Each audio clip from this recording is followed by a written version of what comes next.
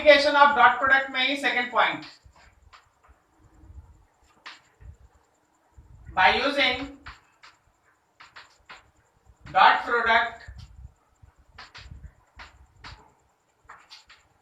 We can find. अच्छा, angle वाला बताया कि क्या एप्लीकेशन में केवल एक परपेंडिकुलर वाला ही डिस्कस किए थे ना?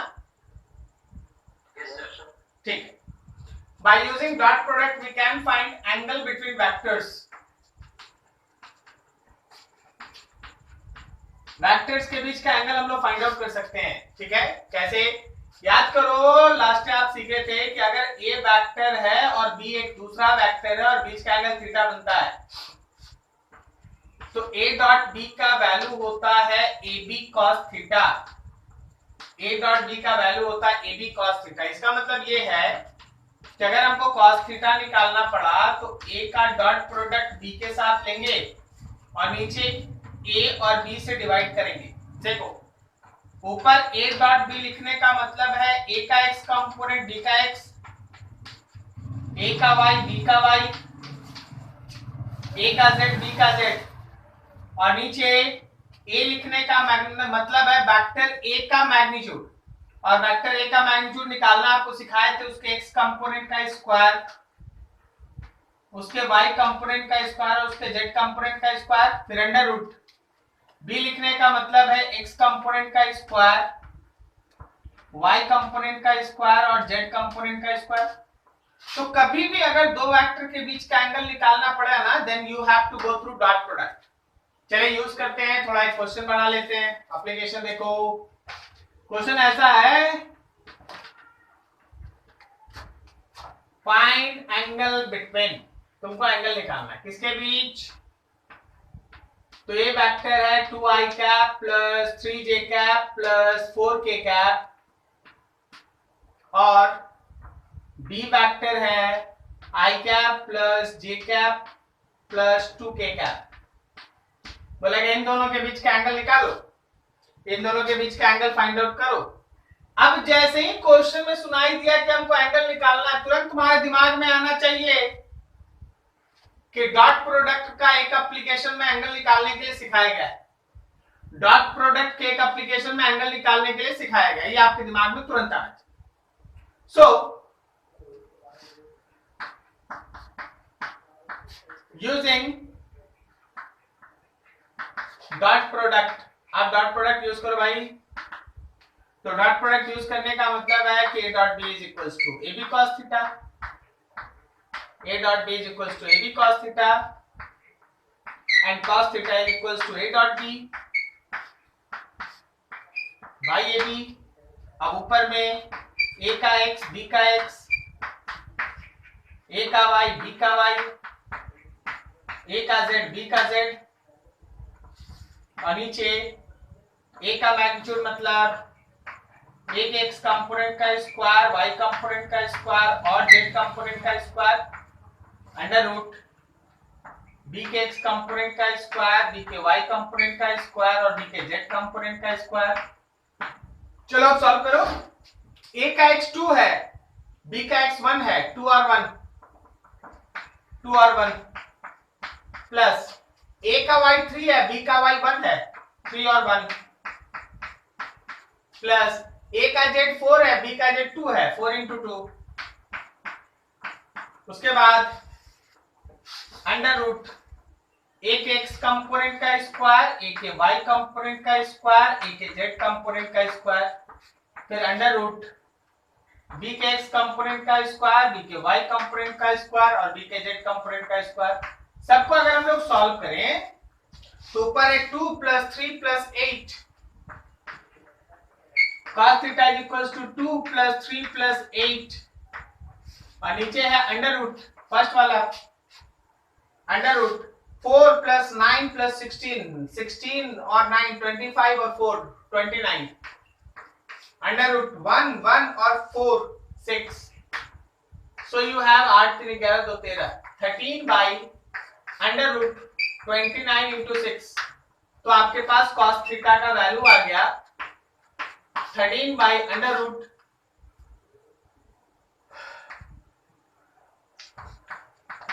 ये है तुम्हारा फर्स्ट आंसर। तो कभी भी अगर दो वेक्टर के बीच का एंगल निकालना पड़ा, कभी भी अगर दो वेक्टर के बीच का एंगल निकालना पड़ा, आपको डॉट प्रोडक्ट का यूज करना है। और एकदम ये कॉन्सेप्ट दिमाग में बैठा लो कि जब कभी भी एंगल निकालना पड़े, you can directly use this equation also. ठीक है, अब चलो हम तुमको इसमें एक और नया चीज ऐड करना चाहते हैं। मान लो जैसे तुम्हारे सामने एक क्वेश्चन है ऐसा, find angle between 3i cap plus 2j cap plus k cap and y axis. अब बोलो तो यहां तो एक ही वेक्टर है, यहां तो केवल एक ही वेक्टर है, तो अब कैसे तुम निकालेगा एंगल y एक्सिस के साथ? बोलो बोलो, ट्राई करो ट्राई करो।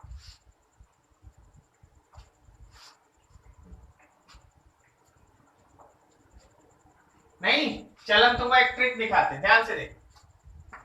तुम क्या करना इस केस में, a के लिए वो वेक्टर जो दिया है वो मान लो, और एकदम छोटा काम, और b मानना अगर y एक्सिस है तो j क्या? बोलो, अगर x एक्सिस रहता तो क्या मानता? i क्या? और अगर z एक्सिस रहता तो k क्या? और फिर निकाल दो दोनों के बीच का एंगल, आंसर आ जाएगा। क्या बोलता है, सही है? चलो इसको नोट करो, उसको कंप्लीट करके दिखाओ, फटाफट बनाओ, फटाफट बनाओ बनाओ। देखो भाई, वहां से हम सीधा लिख देते हैं। cos थीटा का मतलब है ax bx plus ay by plus az bz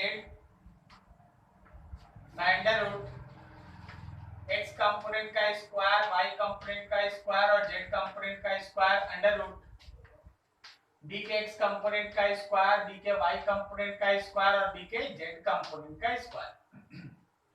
तो x bx का मतलब देख लो, a में तो x है लेकिन b का x 0 है, a में y तो है और b का y 1 है, और a में z तो है लेकिन b का z 0 है। a के 3 कंपोनेंट का स्क्वायर, 3 स्क्वायर 2 स्क्वायर 1 स्क्वायर, और b में तो बस एक ही है 1 स्क्वायर। सो ऊपर में हुआ 2 और नीचे हुआ 14, 2 by root under 14, this is your answer. cos theta 2 by root 14। अगला third application, by using dot product we can find component of one vector in direction of other vector। हम लोग है ना डॉट प्रोडक्ट के मदद से एक vector का कंपोनेंट दूसरे वेक्टर की तरफ निकाल सकते हैं। जैसे आप देखो और समझो इस चीज को अच्छे से। मान लो जैसे मेरे पास ये एक ए वेक्टर है और ये है बी, बीच का एंगल है थीटा। तो फिगर पे सबको ध्यान रखिएगा। तो यहां से यहां लाके मिलाओ, बोलो यहां से लेके यहां तक क्या ये बी कॉस थीटा है? बोलो जी बोलो, समझा?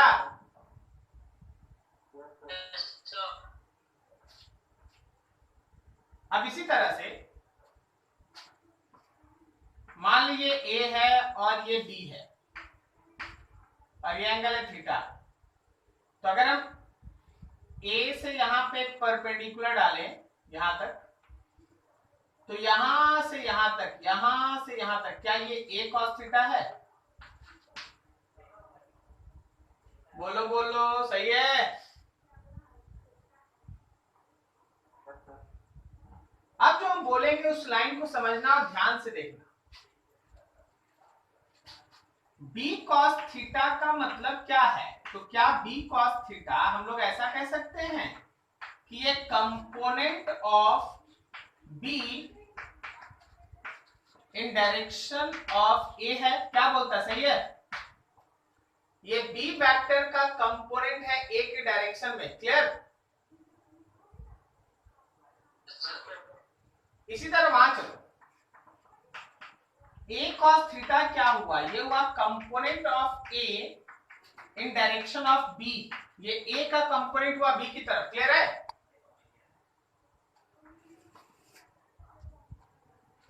बोलो बोलो, समझा। नाउ हम लोग ऐसा पढ़े हैं कि जब हम a डॉट बी निकालते हैं तो एक्चुअली हम ए बी कॉस थीटा निकालते हैं। तो इसको हम दो तरह से अरेंज करके लिख सकते हैं, इसको हम ए बी कॉस थीटा भी लिख सकते हैं और इसको हम बी ए कॉस थीटा भी लिख सकते हैं। क्या बोलता है, सही जवाब जा रहे हैं। इसका मतलब ये है कि अगर हमको कंपोनेंट निकालना पड़ा बी का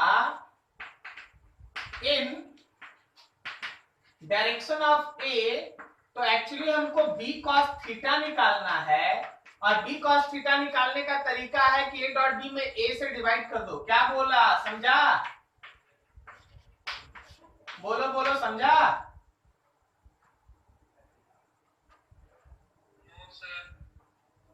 यस सर कि नो सर। समझ में नहीं आया। हाँ नहीं समझे। हाँ ठीक है, देखो A dot B A B cos theta है, तो अगर हमको बी कॉस थीटा निकालना पड़ेगा तो ए डॉट बी में ए से डिवाइड कर देंगे। तो जब हम component of B in direction of A निकालना चाहते हैं, जब हम component of B in direction of A निकालना चाहते हैं तो बी कॉस थीटा ही निकालेंगे।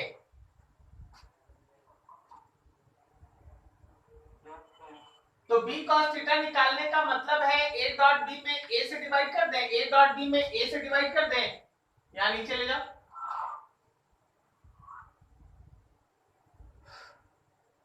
समझा।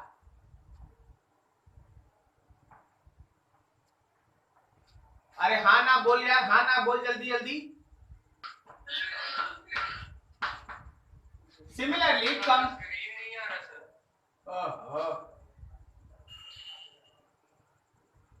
अच्छा यहां तक नोट करो, तो component of A in direction of B, A cos theta निकालना है और ए कॉस थीटा निकालने का मतलब है A dot B by B करेंगे। चलो यहां तक नोट करो फटाफट,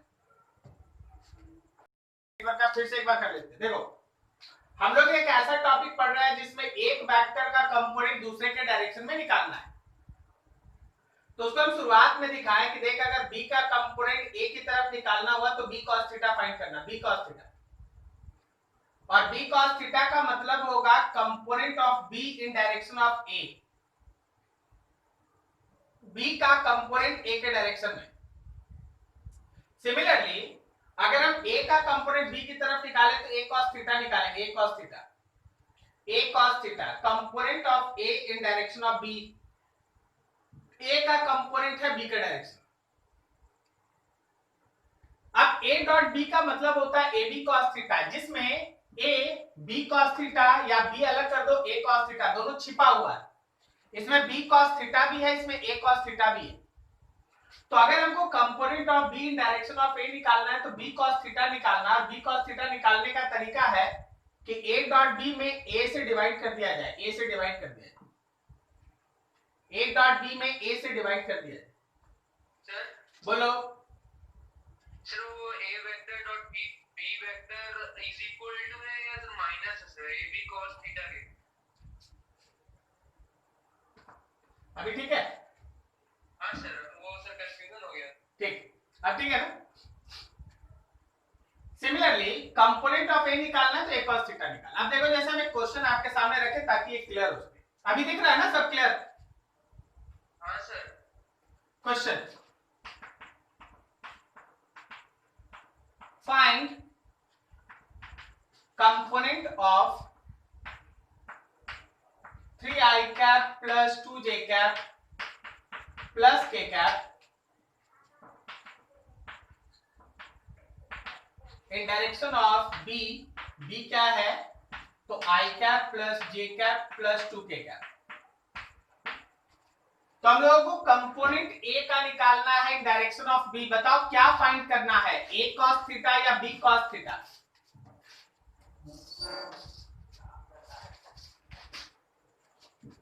बोलो बोलो क्या फाइंड करना है? Sir A cos theta. Very good.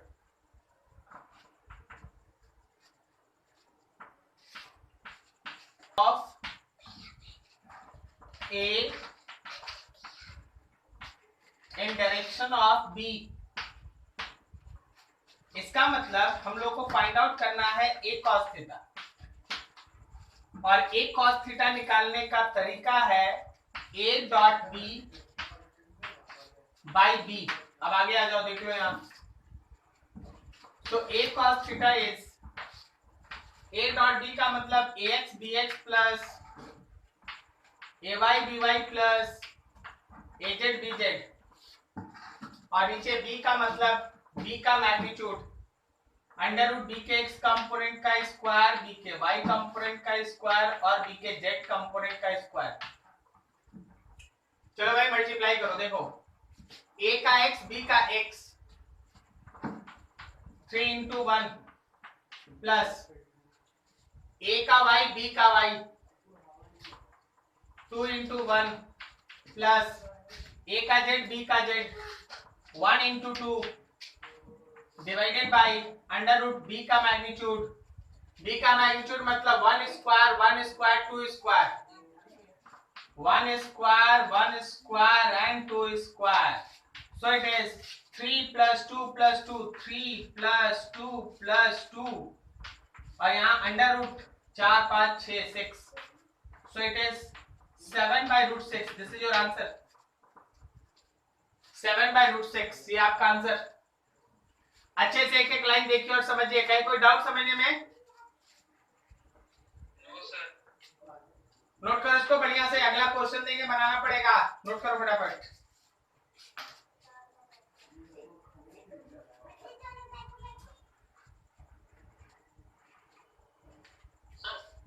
बोलो बोलो। सेकंड पार्ट का फर्स्ट लाइन पर पढ़िए तो सर। ये sir first part, first line sir. Sir starting में वही vector a dot b equals to ab cos theta equals to a, फिर ब्रैकेट के अंदर है b cos थीटा और इक्वल्स टू b ब्रैकेट के अंदर है a cos theta. Yes sir.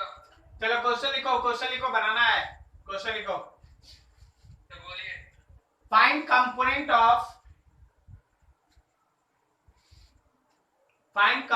Of देखो सब कोई p vector p is equals to i cap plus j cap minus 3k cap, i cap plus j cap minus 3k cap. सब कोई का दिखा लिखा? सर वो p वेक्टर है ना? हाँ p vector okay sir. i cap plus j cap minus 3k cap in direction of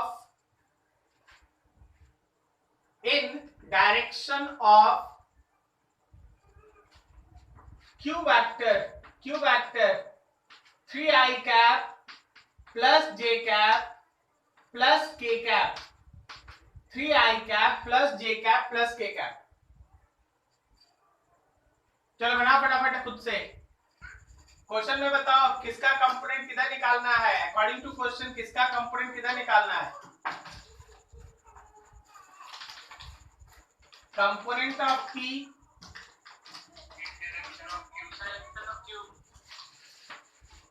तो क्या हम लोग को p cos थीटा निकालना है?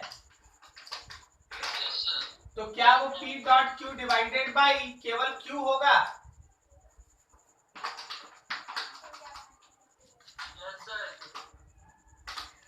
समझे जी, समझे? तो P डॉट Q निकालेगा तो 1 आएगा और Q निकालेगा तो √11 आएगा।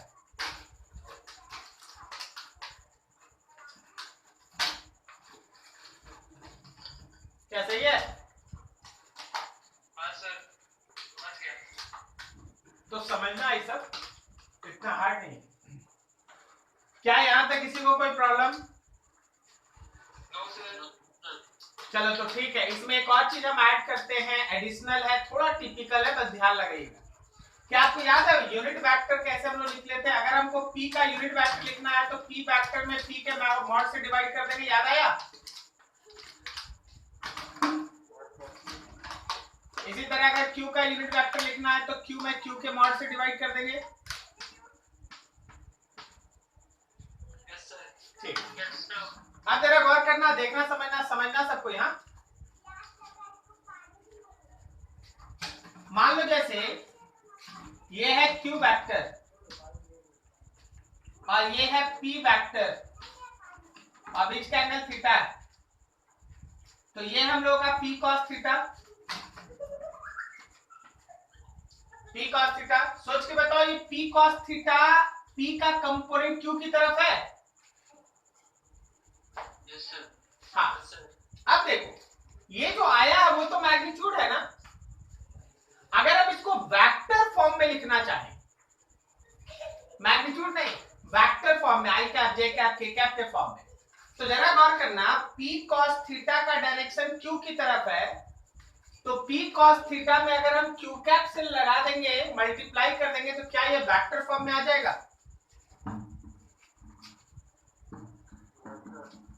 q कैप क्यों लगा? q कैप इसलिए लगा क्योंकि इसका डायरेक्शन q वेक्टर की तरफ है। तो जैसे जैसे जैसे अगर इसका डायरेक्शन x की तरफ होता तो i कैप लगाते, y की तरफ होता तो j कैप लगाते, z की तरफ होता तो k कैप लगाते। उसी तरह अगर q की तरफ है तो q कैप लगाएंगे। क्या समझा? देखो जी, ये मान ले a है, ये b है और ये बीच में थीटा है, तो ये हम लोग के पास b cos थीटा है, साथ में इसको a कैप से मल्टीप्लाई कर दें। b cos theta a cap is vector component of b in direction of a है। इसी तरह देखना,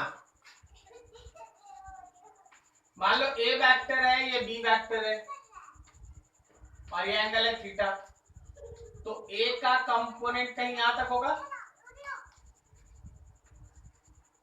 a cos theta.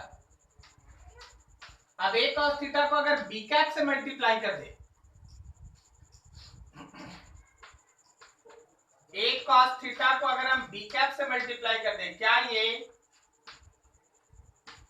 Vector component of a in direction of b है? क्या ये vector component of a in direction of b है? No sir. No sir, क्यों no sir? Sir क्योंकि सर वेक्टर का कंपोनेंट सर b ना होगा sir. क्या बोला? सर का वेक्टर a cos थीटा का कंपोनेंट सर का वेक्टर b होगा सर। ms से b होगा ना सर कंपोनेंट। क्या बोले? आराम से बोलो, आराम से, हड़बड़ाओ नहीं। सर वेक्टर कंपोनेंट उसका p होगा सर। p कहाँ है? p तो ऊपर में क्या किया सर आप? तो एरो। अरे यार b है, b कैप है, b cap, b cap.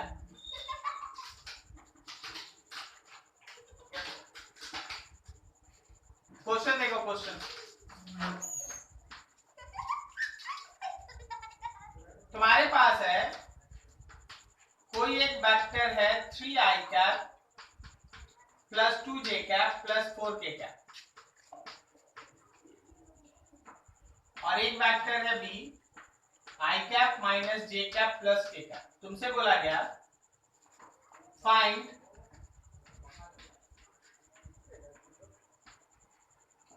Vector component of A in direction of B.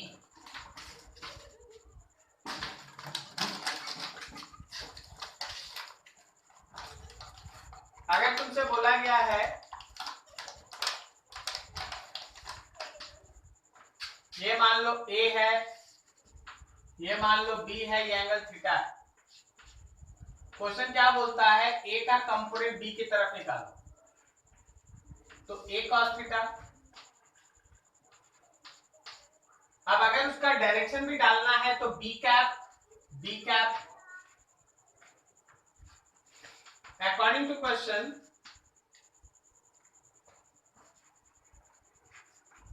Component of ए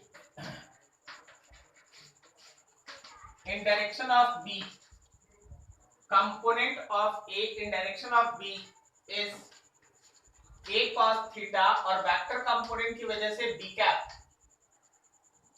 समझना ध्यान से,